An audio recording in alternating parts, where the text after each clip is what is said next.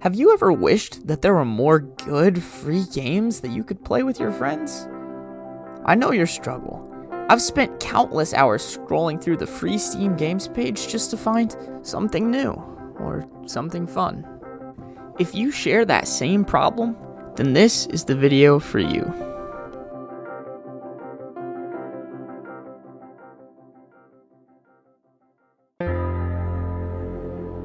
This is Mindnight. It's a social deduction game for 5 people or more. At the start of the game, you will be assigned one of 2 roles. You will either be an agent or a hacker. The hackers know who each other are and can work together, but if you're an agent, you don't know who anybody is. The goal of the game is to be the first team to win 3 nodes.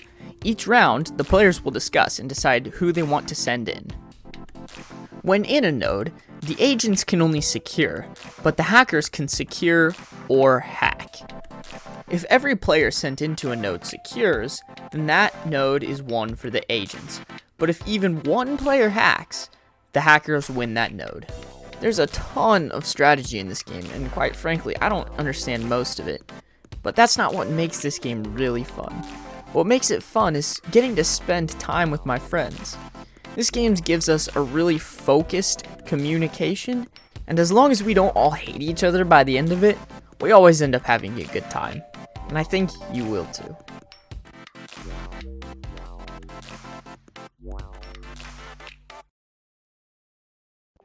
This game is called Stormbound. It's a battle strategy game and it's very similar to Clash Royale. The goal of this game is to destroy your enemy's base. Both you and your opponent start out with 10 hit points. 1 hit point is taken off for every troop that makes it to your opponent's side. One of the cool things about this game is that there are hundreds of cards that you can collect. You can obtain these new cards by completing challenges and by passing levels in the campaign mode. There are a few things that make this game really special. First, the art and music in the game. The art is polished, and the lighting is really good. And you can tell that the developers put a lot of time into this aspect of the game because it draws you in. And the music is incredible. It's calm, but not too peaceful because this is a battle strategy game after all.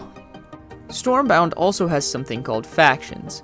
These 4 factions each have their own unique purposes with their own unique cards, and all of those cards fit into their scheme.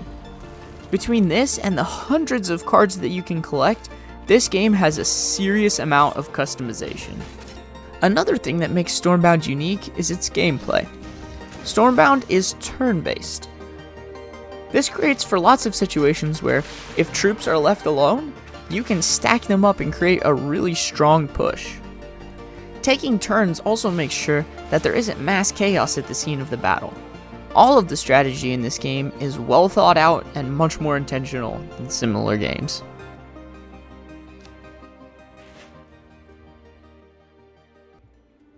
Good puzzle games are few and far between. Even harder to come by is one that's also free. That makes We Were Here a gem of a game because it's one of the best that I've played in its category.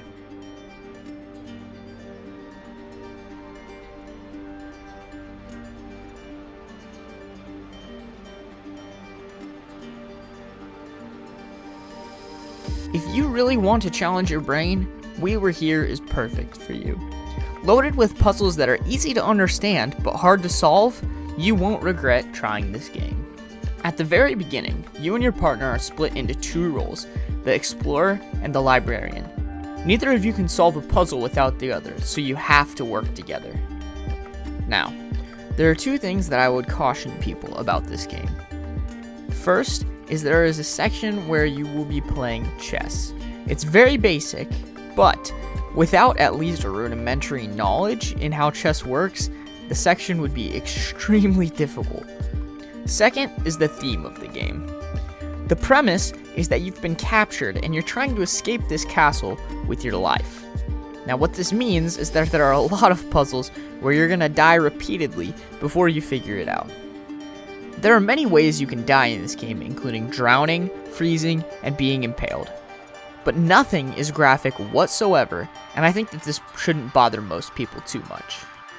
Something, however, that I think everyone should have on their mind before playing this game is that there are a few unsettling images. First, there are a few different places where text on walls is written in blood. Is that scary per se? Not really, but it isn't the most pleasant thing. Second, there's a maze section where you might on occasion see someone or something traversing around the maze with you, just like what's shown here.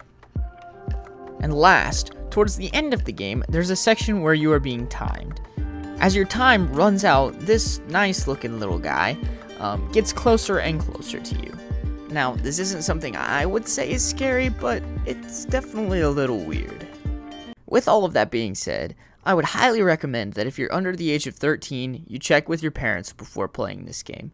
And if anything that I've mentioned you think might make you uncomfortable, you don't have to play this game. But I'm one of the most easily scared people I know, and I still really enjoyed this game. Dominion is a deck building game that has been around for almost 15 years, but it was only just recently made into an app. I really enjoy this game, and in fact, it's probably one of my 2 favorites to play, but unfortunately, I can't always have my friends over. But now, I can play it with them, even if we aren't together. When the game is over, whoever has the most victory points wins. When it's your turn, you start with the play phase. The play phase is when you play cards that you've collected and try to get more money cards into your hand. The second phase is the buy phase, where you use those money cards to buy more cards so you can go through your deck quicker and victory points. If you're not sure what a card does, all you have to do is right click on it. Cards will give you extra draws, extra actions, extra buys, and more money for when you do get to the buy phase. Dominion can sometimes get complicated when trying to keep track of how many actions and how many buys you have left, but the app does this all for you automatically, so you don't even have to worry about it. While it may take a couple playthroughs to fully learn how the game works, I think that Dominion, both the card game and the app, is lots of fun for the whole family.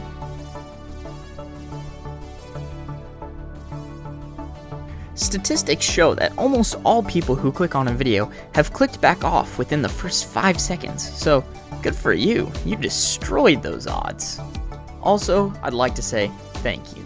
I can't wrap my head around the fact that you would want to listen to me for any length of time, so I really appreciate it that you made it all the way to the end.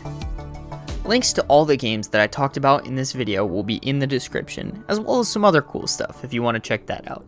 I'd like to say a huge thanks to my friends John, Ethan, and Nathaniel. I could not have made this video without any of them. Links to their channels will be in the description also. Thanks for watching, God bless you, and have a great rest of your day.